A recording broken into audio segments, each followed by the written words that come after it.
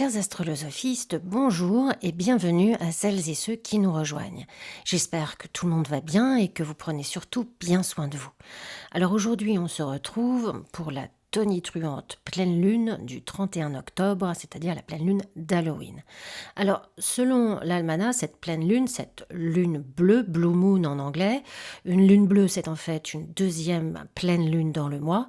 On l'appelle aussi la lune du chasseur, the hunter's moon, qui commence un cycle de 19 années, puisque la prochaine pleine lune, le jour de la Samhain, c'est-à-dire l'ancêtre celtique et gaulois de Halloween, aura lieu en 2039. La dernière lune bleue ce jour-là, c'est-à-dire le 31 octobre, c'était donc en 2001, mais c'était sur le fuseau horaire du Pacifique. Et pour tout le monde, c'était en 1944, c'est-à-dire à quelques jours de la fin de la Seconde Guerre mondiale. Cette année, c'est pour tout le monde également. On conviendra donc qu'il s'agit d'une influence particulière. Bon, un petit historique quand même sur ce cycle qui a été observé et calculé 400 et quelques années avant JC par un astronome grec du nom de Méton. C'est donc le cycle métonique qui a pour base une somme de 235 lunaisons équivalent à 19 années solaires de 365 jours. Bon, s'ensuit une petite polémique entre astronomes grecs de l'époque sur la propriété de cette découverte. Ça n'a pas beaucoup d'intérêt pour nous aujourd'hui, mais enfin, nous leur sommes très reconnaissants pour leurs travaux. Alors la Samhain, Halloween, c'est vraiment le nouvel an païen en fait. C'est le jour du commencement de la saison de l'hiver. C'est une fête qui célèbre la nouvelle année, puis l'entrée progressive dans l'hiver, vers la longue nuit, ce passage d'une année à une autre qui nous renvoie aux notions de mort et de naissance, de renaissance, qui sont consubstantielles finalement. C'est ce moment de passage entre ces deux univers. Il faut mourir pour naître et naître pour finalement mourir. Symboliquement, cela nous arrivera plusieurs fois dans une seule vie. Il s'agit de prendre du recul et faire le point sur sa place dans son existence. Exactement ce que nous demande Mars rétro en Bélier de toute façon. C'est en ce jour de la Samhain que ces deux mondes sont les plus proches et pour nous donc un contact plus simple avec nos défunts, avec nos ancêtres. Sur le site Pagans, dont je vous mets le lien sous la vidéo, ils disent que la nuit de la Samhain est comme une bulle énergétique. Elle sépare l'année passée et la nouvelle année.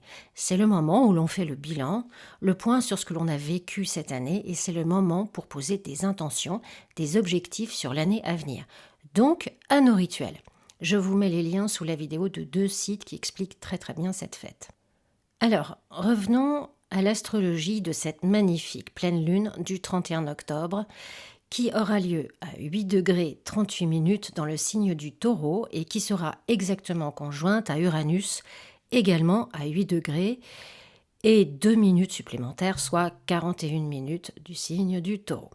Je vous rappelle qu'au-delà de 30 minutes, on compte sur le degré supérieur, soit le 9e degré. Donc, pour tout le monde, on regarde dans son thème les planètes qui sont sur ce degré. On va donc avoir un éclairage très centré sur tout ce qui est uranien. Elle est bien évidemment opposée au Soleil en Scorpion et forme un semi-sextile décroissant à Chiron en Bélier, et c'est tout. C'est-à-dire à quel point il nous faut prendre cette conjonction avec Uranus au sérieux.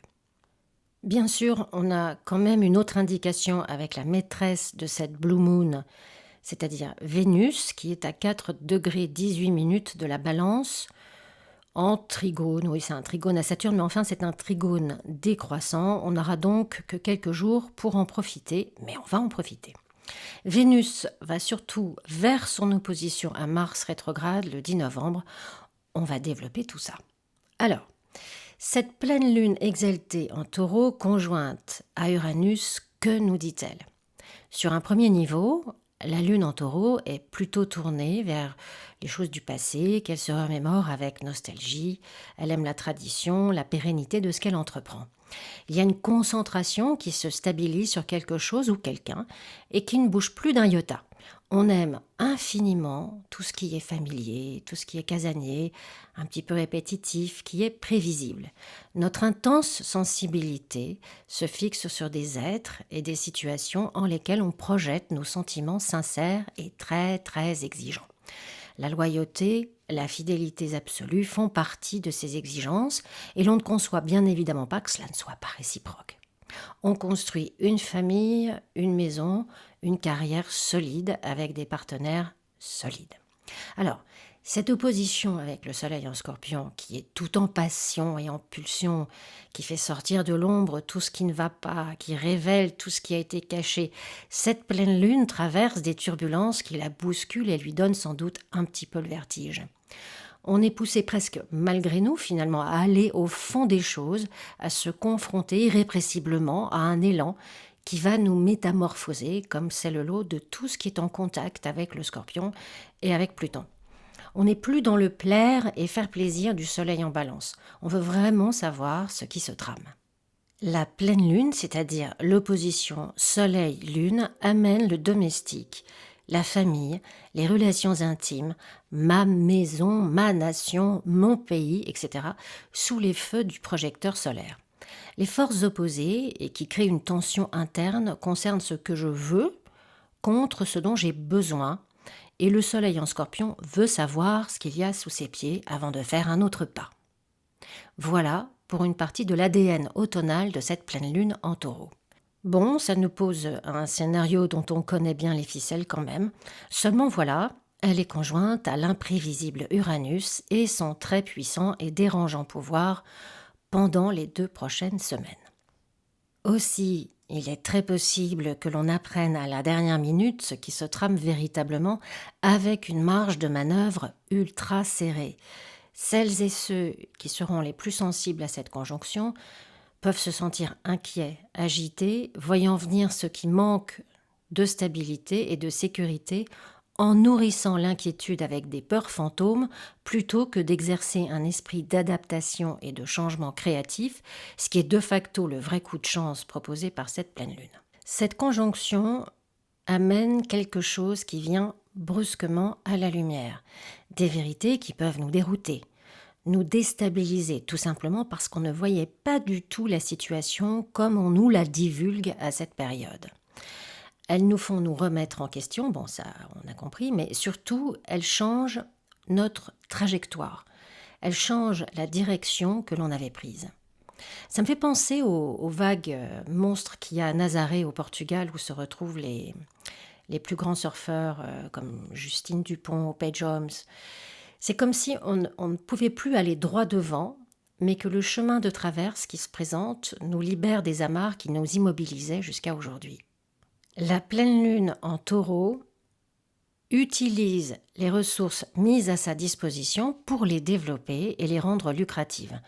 En frayant avec Uranus, on va forcément passer par les nouvelles technologies. C'est un chemin plein de nouvelles opportunités, alors soyons très très attentifs à ce qu'il ouvre comme possibilité, plutôt qu'être dans la réactivité à chaud. Prenons le temps de la réflexion. C'est de cette façon qu'on anticipera cette période anxiogène et fatigante. On aura la liberté exceptionnelle de suivre la voie qu'on s'est choisie et de s'exprimer à soi-même sa propre vérité. Je parle à titre individuel, au niveau collectif, ce n'est pas la même chanson. L'actualité des élections américaines dans les 72 heures qui suivent cette pleine lune, avec un Mercure qui repasse en mode direct, pile le 3 novembre, à croire qu'on suit les astres plutôt que le contraire. Un Mercure direct, oui, mais en carré à Saturne en Capricorne et qui insuffle donc une énergie de désaccord, de malentendu, de pessimisme, de déception, de retard, de colère, de frustration en pagaille. On imagine bien aussi que tous les énergumènes qui se ruent dans les armureries pour soi-disant se protéger vont en fait les utiliser pour asseoir leurs bêtises au panthéon de leur ambition de vie. Puis dans la foulée, on ne manquera pas de retrouver ces armes dans les mains des plus jeunes à l'école. Gardez en tête que l'axe des nœuds lunaires en Gémeaux-Sagittaire descend doucement mais très sûrement vers son carré à Neptune, donc encore pas mal de confusion en perspective concernant notre implication philosophique dans le monde extérieur. D'ailleurs, au sujet de l'axe des nœuds, dans la nuit du 3 au 4 novembre, pour y revenir, la Lune sera aussi conjointe au nœud nord dans les Gémeaux, dont le maître sera précisément ce Mercure carré Saturne. Période donc encore compliquée pour les étudiants, les enseignants ou celles et ceux qui travaillent dans une discipline intellectuelle. Il y a un manque d'inspiration, il y a un dialogue qui ne passe pas avec la hiérarchie, il y a des problèmes qui surgissent aussi dans une fratrie, avec des amis, des groupes au sein d'une organisation à laquelle on fait partie. Une situation de responsabilité avec une personne âgée peut devenir difficile à gérer à ce moment-là aussi. Attendez la fin du mois, c'est-à-dire vers le 30 novembre, que Mercure soit en sextile avec Jupiter, Saturne, Pluton en Capricorne pour négocier avec les personnes qui peuvent vous aider à améliorer votre quotidien ou vous aider dans vos projets. Vénus en Balance, maître de cette pleine lune opposée à Chiron dans le Bélier et qui sera opposée à Mars le 10 novembre, recentre toute cette influence sur les relations aux autres. Nous sommes en train d'apprendre à défendre nos valeurs personnelles, intimes, plutôt que nous adapter systématiquement à celles des autres. Le problème, c'est qu'il nous faut nous affranchir de l'idée fantasmée que l'on a de la nature de la relation.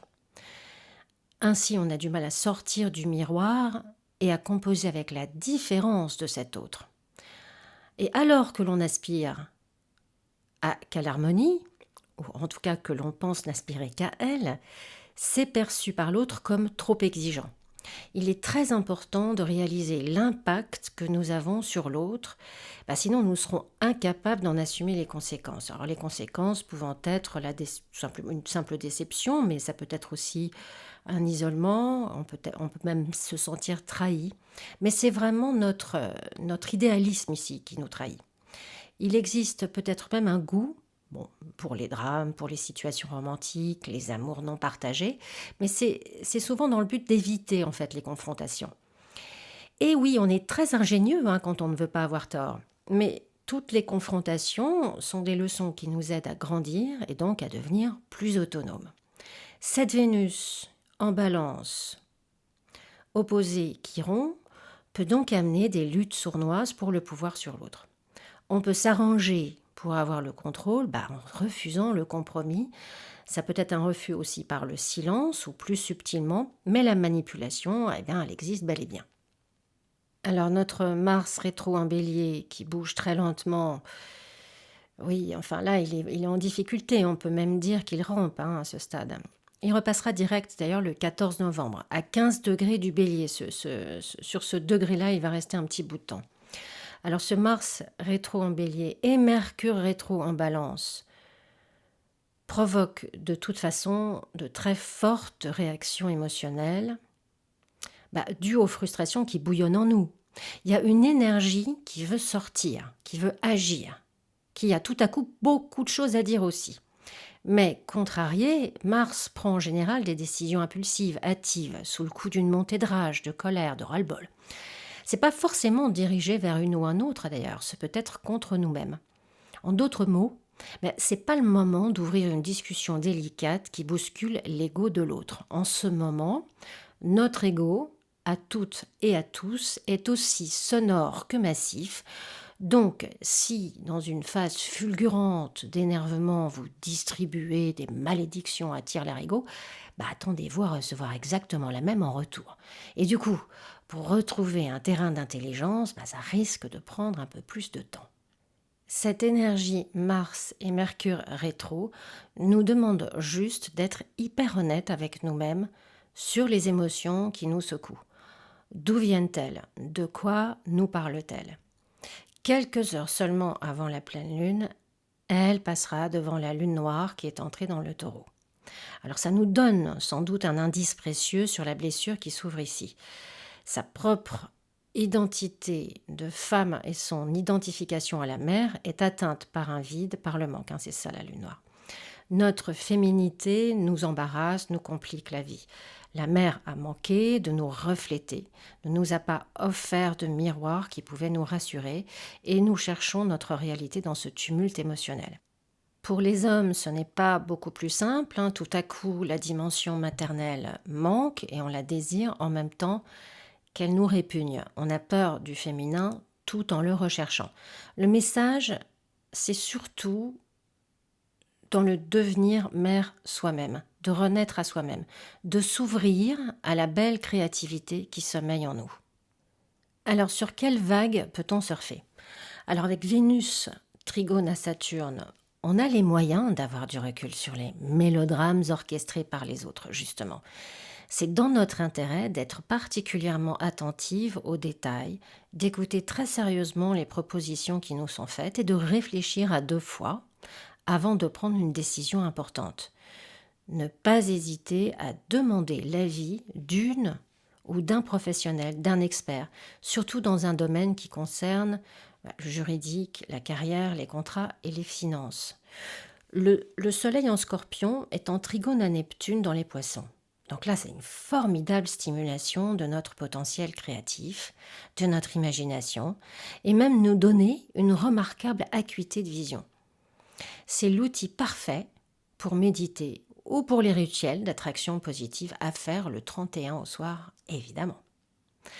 Enfin, avec cette pleine lune en semi-sextile à Chiron, eh bien, on va pouvoir se faire instinctivement confiance quant à ses besoins émotionnels, justement. Devenir une super maman pour soi-même et trouver les moyens de se cocooner dans la tempête. Je ne sais pas si vous connaissez ces vidéos avec des bruits blancs. Ce sont des images fixes ça peut être une chambre ou un salon dans laquelle un feu brûle doucement dans la cheminée pendant que le blizzard souffle dehors. Ces vidéos sont destinées à nous aider, à nous apaiser ou alors à nous endormir quand on est insomniaque. Bien, en fait, avec ce sextile à Chiron, nous pouvons trouver au creux de notre propre cœur le calme olympien qui nous aidera non seulement à traverser cette épreuve, mais aussi à la vaincre et en sortir plus grande, plus virtuose, plus sage. Alors, qui est susceptible d'être touché par cette Samhain? Ah bon, alors déjà, si vous avez des planètes à 9 degrés d'un signe fixe, c'est-à-dire le taureau, le lion, le scorpion et verseau, vous êtes dans les starting blocks pour un grand changement de vie. Pour les scorpions du premier décan et les balances du dernier décan, il y a certainement quelque chose à revoir, à relire, à réviser ou simplement une situation à revivre. Ça reste compliqué pour les signes cardinaux du deuxième et troisième décan, donc des béliers, des cancers, des balances et des capricornes qui sont beaucoup testés dans leurs croyances en ce moment. Pour les capricornes du premier décan, en revanche, il y a une belle sortie de chrysalide là, alors continuez à avancer sur votre lancée. Je voulais dire un petit mot à mes amis du Scorpion premier décan, avec Saturne qui va faire un carré à votre soleil en cette fin d'année. Il faut vraiment que vous preniez le temps de faire les choses tranquillement, un pas après l'autre. Concentrez-vous sur ce qui vous ferait plaisir, sur ce qui vous ferait avancer. Protégez-vous des courants de l'actualité mondiale. Il n'y a rien que vous puissiez faire contre la violence humaine. Cela ne dépend pas du tout de votre contrôle. Alors, lâchez prise là-dessus. Laissez les épisodes qui ont fait leur temps se terminer. Soyez douce, soyez doux avec vous-même. Pour tous les autres, il y a certainement une sensation enivrante ou excitante qui vous titille déjà. Vous avez juste à vous ouvrir à elle et à la laisser vous inspirer. En l'occurrence, je pense aux signes mutables qui sont capables d'ériger de vrais beaux ponts pour les autres dans les mois et l'année qui vient. Voilà, chers astrolosophistes, cette chronique est à présent terminée. En raison des difficultés qui nous accablent un peu tous en ce moment, j'ai décidé de proposer 10% sur les consultations aux abonnés pendant le mois de novembre. N'hésitez pas à prendre contact avec moi à l'adresse qui s'affiche à l'écran astrolosophie-café@gmail.com. Je vous souhaite une magnifique pleine lune une magnifique Soin. Faites votre rituel d'attraction positive, croyez-y, soyez sans limite, demandez le meilleur et demandez encore plus. Et je vous dis à bientôt sur Astrolosophie Café.